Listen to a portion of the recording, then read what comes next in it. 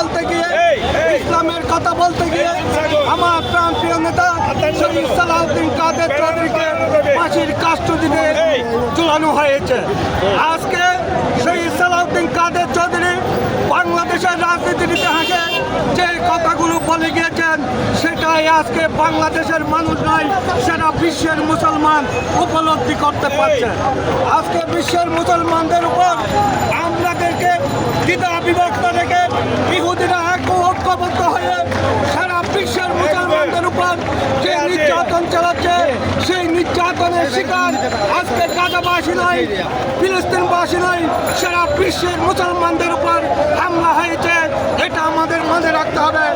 ইনশাআল্লাহ এই অন্তর্বর্তীকালীন সরকার যে আমরা আহ্বান জানাবো অতি সত্তর যাতে এই অন্তর্বর্তীকালীন সরকারও গাজায় ফিলিস্তিনি যাদেরকে হত্যা করা হয়েছে তাদের পাশে থাকার জন্য আমাদের বিএনপি নেতা কর্মীরাও ফিলিস্তিন এবং গাজাবাসীর পাশে থাকবে।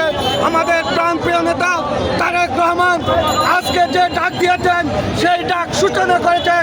ইনশাআল্লাহ তারেক রহমানের নেতৃত্বে আগামী দিনে বাংলাদেশের সকল সম্প্রদায়, মুসলিম সম্প্রদায় ঐক্যবদ্ধ হয়ে গাজা এবং যে ফিলিস্তিনি যে হত্যা করা হয়েছে তাদের পাশে থাকবে এ আশা রাখছি।